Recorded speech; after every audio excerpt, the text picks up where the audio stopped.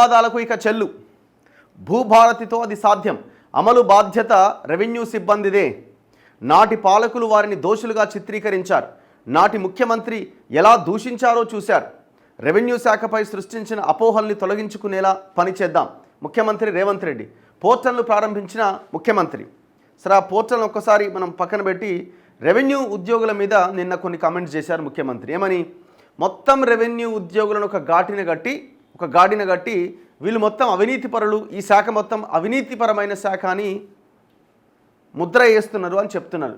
ముఖ్యమంత్రి చెప్పింది 100% వాస్తవం. అన్ని డిపార్ట్మెంట్స్లోకెల్లా ఏ డిపార్ట్మెంట్లో కరప్షన్ అధికంగా ఉంది అంటే రెవెన్యూ డిపార్ట్మెంట్ పేరు చెప్తారు. ఈ పరిస్థితి ఎందుకు వచ్చింది? కొంతమంది పనికిరాని, కొంతమంది దుర్మార్గులుగా ఉన్న కొంతమంది ఆఫీసర్లు చేసిన ఈ పని వల్ల నిజాయితీ గల ఆఫీసర్లకు కూడా పేరు వస్తుంది. అది ప్రతి డిపార్ట్మెంట్లో ఇందులో కాస్త ఎక్కువ, ఎందుకంటే ఇది భూమికి సంబంధించిన డిపార్ట్మెంట్ కాబట్టి. మరి మీరు ఏం చేయాలా? భూ వివాదాలు నాటి పాలకులు వాళ్ళని దోషిగా చిత్రీకరించారంటున్నారు. మరి మీరు దోషిగా చిత్రీకరించకుండా ప్రజల ఆలోచనల్లో మార్పు రావాలంటే ఎవడెవడైతే ఈ దందాలకు పాల్పడుతున్నాడో ఆఫీసర్లుగా ఉన్న వాళ్ళని పక్కన పెట్టాలి. నవీన్ మిట్టల్ పక్కన పెట్టారా?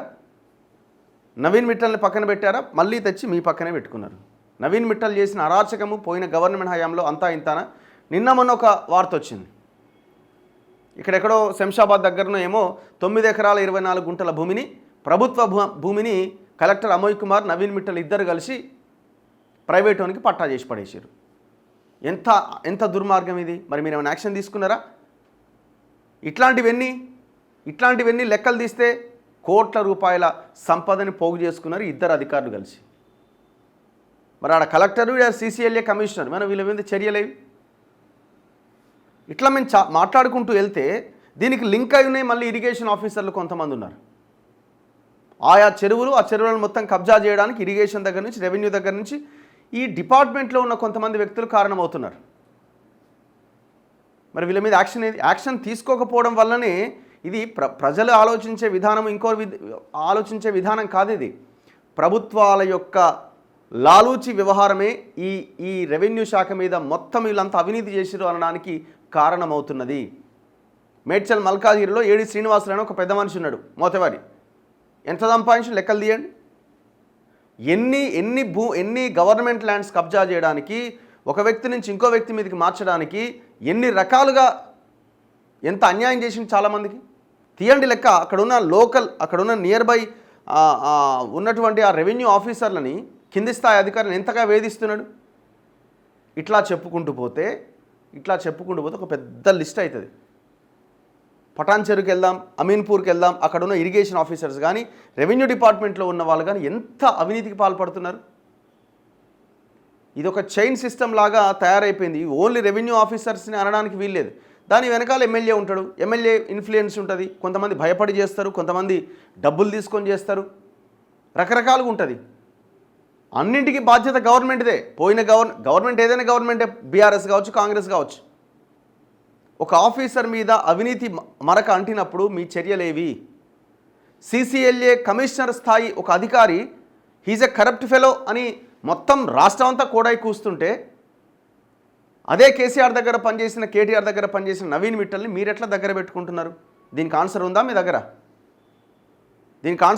దగ్గర? మొన్న ఇక్కడ కుర్మిద్దా అనే విలేజ్లో ఫార్మాసిటీ కోసం సేకరించిన భూముల్లో ఇంకా సేకరించనే లేదట, దాన్ని వదిలేసిర్రు. మీరు వెళ్ళాడ కంచేసిర్రు. మొత్తం ఊరంతా పోలీసులను పెట్టి మొత్తం ఆ భూములను సేకరించే ప్రయత్నం ఇప్పుడు చేస్తున్నారు అక్కడ. భూ వివాదాలు లేని తెలంగాణ లక్ష్యంగానే తమ ప్రభుత్వం భూభారతి చట్టాన్ని తీసుకొచ్చిందని ముఖ్యమంత్రి రేవంత్ రెడ్డి పేర్కొన్నారు. ప్రజల సమస్యలకు శాశ్వత పరిష్కారం చూపించాలన్న తపనతోనే ఈ చట్టాన్ని వారికి అంకితం చేస్తోందన్నారు. భూభారతి పోర్టల్ను ముఖ్యమంత్రి రేవంత్ రెడ్డి హైదరాబాద్ శిల్పకళా వేదికలో సోమవారం ఆవిష్కరించారు. ఈ సందర్భంగా ఆయన మాట్లాడుతూ, తెలంగాణ ప్రాంతంలో 100 ఏళ్ల నుంచి భూమి చుట్టూనే పోరాటాలు జరిగినాయి. నాడు కొమరం భీం జల్ జంగల్ జమీన్ నినాదంతో పోరాటం చేసిన, నిజాంకు వ్యతిరేకంగా భూమి కోసం భుక్తి కోసం చాకలి ఐలమ్మ, దొడ్డి కొమరయ్య పోరాటం చేసిన, భూమితో వారికున్న అనుబంధం నుంచి పుట్టుకొచ్చినవి. ఈ పోరాటాల నుంచి ఏర్పడ్డ రెవెన్యూ చట్టాలు భూ సమస్యలకు శాశ్వత పరిష్కారం చూపాలని నాటి కాంగ్రెస్ ప్రభుత్వం, అప్పటి ప్రధాని ఇందిరాగాంధీ భావించారు. భూమిపై చర్చ ఎప్పుడొచ్చినా బూర్గుల రామకృష్ణారావు దగ్గర నుంచి పివి నరసింహారావు వరకు చేపట్టిన భూ సంస్కరణలే గుర్తొస్తాయి. సీలింగ్ చట్టం తీసుకొచ్చి జమీందారులు జాగీర్దారుల నుంచి లక్షల ఎకరాలు తీసుకొని పేదలకు ఆత్మగౌరవం తెచ్చేలా పంచింది నాటి కాంగ్రెస్ ప్రభుత్వమే కదా. మీరే చెప్తున్నారు కదా, సీలింగ్ యాక్ట్ తీసుకొచ్చింది కాంగ్రెస్, ఇందిరాగాంధీ అని. 100% కరెక్టే. చాలా గొప్ప పని చేశారు. అందుకే దళితుల్లో కానీ అణగారిన వర్గాల్లో మీ పార్టీ పట్ల కొంత ఇప్పుడేముందో కానీ ఒక సానుకూల వాతావరణం ఉండేది. మీ ఓటు బ్యాంక్ కూడా వాళ్ళే అయి ఉండేది. ఇప్పుడు దళితులు ఎక్కువగా ఇటువైపు ఓటేస్తారా అంటే కాంగ్రెస్ అనే ఒక లైన్ ఉండేది. ఆ సీలింగ్ యాక్ట్ తెచ్చిన ఇందిరాగాంధీ నిర్ణయానికి మీరు తూట్లు పడుస్తున్నారు కదా. పోయిన కేసీఆర్ ఆనాడు పొంగులేటి శ్రీనివాసరెడ్డి ఆనే ఉన్నాడు బీఆర్ఎస్ పార్టీతో కేటీఆర్తో దగ్గరగా. ఇద్దరు కలిసి ఏం చేశారు? కొండకల్ తాండాలో, నేను ఒక ఎగ్జాంపుల్ చెప్తున్నా, కొండకల్ తాండాలో ఇక్కడే మోకిలా పక్కన ఏనాడో అక్కడున్న విక్రమ్ రెడ్డి అనే ఒక భూస్వామి వాళ్ళ నాన్న మాకు ఎక్కువ ఎక్సెస్ భూమి ఉందని చెప్పి వాళ్ళ దగ్గర ఎక్కువ భూమి ఉందని చెప్పి ప్రభుత్వం ఆల్రెడీ గుంజేసుకొని సీలింగ్ కింద అక్కడున్న ప్రజలకు బంచేసింది. ఇప్పుడేం చేస్తున్నారు? ఇప్పుడేం చేసిరు? మొన్న గవర్నమెంట్ హయాంలో వాళ్ళ చేతిలో ఉన్న పేద ప్రజల చేతిలో ఉన్న భూమిని గుంజుకొని బలవంతంగా మళ్ళీ వీళ్ళ మీద పట్టాలు చేసుకున్నారు. అట్లా కేటీఆర్ బినామీల మీద భూమి ఉంది, అక్కడ ఉన్న లీడర్ల మీద భూమి ఉంది, పొంగులేటి శ్రీనివాసరెడ్డి బిడ్డ మీద భూమి ఉంది, పొంగులేటి శ్రీనివాసరెడ్డి తమ్ముడి కొడుకు మీద భూమి ఉన్నది. 12 ఎకరాలు ఈయన కేటీఆర్ బినామీల మీద ఇంకో కొన్ని ఎకరాలు. మరి సీలింగ్ యాక్ట్కి తూట్లు పొడిచినట్టు కాదా? 93 రోజులుగా వాళ్ళు అక్కడ రిలే నిరాహార దీక్షలు చేస్తున్నారు. ప్రభుత్వానికి పట్టదా? ఒక్క అపోజిషన్ పార్టీ లీడర్ అక్కడికి వచ్చింది లేదు. ఎవరో ఇట్లా వస్తున్నారు, అట్లా పోతున్నారు, పోవాలి కాబట్టి రావాలి కాబట్టి అని. 94 రోజులు అనుకుంటే ఇవాళకి 94 డేస్గా వాళ్ళు ఆందోళన కొనసాగిస్తున్నారు. మరి ఇది సీలింగ్ చట్టాన్ని తూట్లు పొడిచినట్టు కాదా? ముఖ్యమంత్రి టేబుల్ మీద ఫైల్ లేదా? ఉన్నది కదా. మరి ఎందుకు సమస్యకు పరిష్కారం దొరకదు?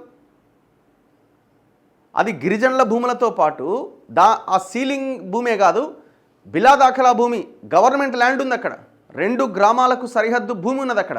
దాన్ని కబ్జా పెట్టేసి గోడ కట్టేస్తున్నారు. వందల మంది పోలీసులను పెట్టి పొంగులేటి శ్రీనివాసరెడ్డి అండతో అక్కడ ఒక అరాచకం నడుస్తున్నది. అరబిందో ఉదయ్ కుమార్ రెడ్డి అంటోడు, వాడు గ్రీన్ మార్క్ కళ్యాణ్ రెడ్డి అంటోడు. ఈ బ్యాచ్ అంతా ఎవరండి? మీరు ఒకవైపు ఏమో భూభారత్ తీసుకొస్తున్నామంటే ఇంకోవైపు ఏమో కబ్జాలు కంటిన్యూ అవుతున్నాయి. ఇందులో బీఆర్ఎస్కి మాట్లాడే నైతిక అర్హత లేదు. Very clear. అసలు గజ దొంగలు మొత్తం మీరే. ఈ భూమి వివాదాన్ని సృష్టించిందే మీరు. కానీ గవర్నమెంట్కి కొంచెమైనా మేము భూభారత్ తెచ్చినామని ప్రజలకు ఏదైతే చెప్తున్నారో కొంచెమైనా కామన్ సెన్స్ ఉంటే ఇట్లాంటి సమస్యల్ని పరిష్కరించి. ఒక ఎగ్జాంపుల్ మాత్రమే చెప్పిన. ఫోన్ ఆన్ చేస్తే మాకు దాదాపు ఒక 10 నుంచి 15 కాల్స్, మా భూమి ఇట్లా కబ్జా అయింది, అట్లా కబ్జా అయింది, వాడి పేరు మీద రాసిరు, వీడి పేరు మీద రాసిరు. ఒక్కొక్క ఎంఆర్ఓ, కొంతమంది ఎంఆర్ఓలు చేసిన దారుణమైన ఘటనలు ఎంత దారుణంగా ఉంటాయి. గవర్నమెంట్ భూమిని ప్రైవేట్ భూమిని పట్టా చేసి పడేసారు. అట్లా ఎన్ని? మేము మొన్న పోయినాం కుంట్లూరుకి, ఏందా పరిస్థితి? ఉప్పల్లో 799 సర్వే నెంబర్లోకి ఎంఆర్ఓ మొత్తం 2 ఎకరాలు రాసి పడేసి ప్రైవేట్ భూమికి, గవర్నమెంట్ ల్యాండ్ అది. మరి ఇట్లాంటి వాళ్ళ మీద చర్యలు తీసుకున్నంతకాలం రెవెన్యూ డిపార్ట్మెంట్ మీద ఇట్లనే ఆరోపణలు వస్తుంటాయి. ఇది ప్రభుత్వ బాధ్యత, ప్రభుత్వం చేతిలోనే ఉంది. వాళ్ళ మీద, ఆ నిజాయితీపరులైన రెవెన్యూ ఆఫీసర్ల మీద ఆరోపణలు రావద్దంటే ఇది ప్రభుత్వం చేతిలోనే ఉంది. మీరు మాట్లాడడం కాదు, ప్రక్షాళన చేయండి చేతనైతే. 800 కోట్లు సంపాదించినట్టు ఒక కలెక్టర్ అమయ్ కుమార్ ఎన్ని 100 కోట్లు సంపాదించుంటాడు, ఎన్ని 1000 కోట్లు సంపాదించుంటాడు. వాడి మీద కేసేది, వాడు చేసిన అక్రమాలు, ఆ భూములని ఎంతవరకు రికవరీ చేశారు మీరు? ఒక్క చర్య చెప్పండి, ఒక్క ఈ సింగిల్ యాక్టివిటీ చెప్పండి. ఇగో పలానా 100 ఎకరాల భూమి పోతుండే మేము కాపాడినాం, ఇగో మాకు వచ్చింది అని ఒకటి చెప్పండి. హైడ్రా తెస్తే ఒక చెరువు కాపాడరు. అయితే నిన్న హైడ్రా ఈ తుర్కా ఎంజాల్ దగ్గర ఎంత ఘోరం అంటే, ప్రైవేట్ వాళ్ళ దాంట్లో డెబ్రీజ్, ఇప్పుడు వాసవి ఓడట వాడి కన్స్ట్రక్షన్కి సంబంధించిన మొత్తం డెబ్రీజ్ తీసుకుపోయి ఆడ ఎత్తేస్తే, ఆడ రోడ్ ఏదో లేకపోతే ఆ వీడు ఎత్తేసిందంతా తీసుకుపోయి ప్రైవేట్ వాళ్ళ భూములు వేస్తున్నారట. ఎవరికి చెప్పుకోవాలి జనం?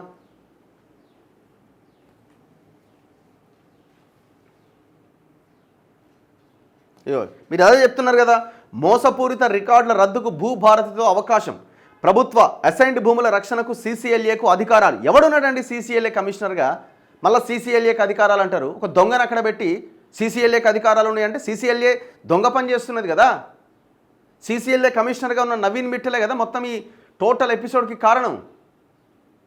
ఏమంటున్నారు ఇక్కడ? ప్రభుత్వ అసైన్డ్ భూముల రక్షణ కట. ఒరినియమ్మ 9 ఎకరాల 24 గుంటల భూమి ప్రభుత్వ భూమి ప్రైవేటునికి పట్టా చేసిండు. ఒక 15 మంది కలిసి కబ్జా చేసి ఒక జీపీఏ రాసిచ్చిన 15 మందిలో ఒక ఆయనకి, ఆ జీపీఏ రాసిచ్చిన ఆయనకి పట్టా చేసి పడేసిండు. ధరణిలో పట్టాకి కింద ఎక్కిచ్చేసిండు. ఈయన దగ్గర రక్షణ ఎట్లుంటుంది? ఫస్ట్ ఆ కమిషనర్ని మార్చండి, నవీన్ మిట్టల్ ఆస్తుల మీద యాక్షన్ తీసుకోండి. ఏటా డిసెంబర్ 31న గ్రామ రెవెన్యూ రికార్డుల ముద్రణ, పాస్ పుస్తకాలు, భూదార్ పైన అభ్యంతరాలు ఉంటే అప్పీల్ చేసుకోవచ్చు. మనిషికి ఆధార్, భూమికి భూధార్. మనిషికి ఆధార్ కార్డు లాగే భూమికి భూధార్ తెచ్చాం. ప్రతి కమతానికో నెంబర్ ఇద్దాం. ప్లాట్లకు సరిహద్దులు నిర్ణయించినప్పుడు వ్యవసాయ భూముల్ని పక్కాగా కొలిచి సరిహద్దులు నిర్ణయించడంతో పెద్ద సమస్య ఏముంటుంది? రాబోయే రోజుల్లో భూములకు పక్కాగా హద్దులు నిర్ణయించి భవిష్యత్తులో ఎలాంటి ఇబ్బందులు లేకుండా చూసుకుందాం. కొంతమంది వ్యక్తులు దురుద్దేశంతో రెవెన్యూ శాఖపై సృష్టించిన అపోహల్ని తొలగించుకునే బాధ్యత మనందరిది. నేను ఒకటే అడుగుతున్నా, సింగిల్ క్వశ్చన్. కబ్జాకు గురైన భూములు పోయినట్టే ఉన్న భూములను కాపాడుకుందామని చెప్తున్నారా? లేదు ఆ భూములను కూడా ప్రజలు కోల్పోయిన భూములను కూడా వెనక్కి తీసుకొచ్చి ఇచ్చే బాధ్యత మాది, అన్నింటికీ భూదారుని నిర్ణయిస్తామని చెప్తున్నారా? దీని క్లారిటీ రావాలా? మీరు తీసుకొచ్చిన దాన్ని ఆహ్వానిస్తున్నాం, స్వాగతిస్తున్నాం, మంచిదే. కానీ పాపం పేద ప్రజలు కోల్పోయిన భూముల సంగతి ఏంది? ఈ తెలంగాణ జాతి కోల్పోయిన గవర్నమెంట్ భూముల సంగతి ఏంది? దాని లెక్క తేల్చండి.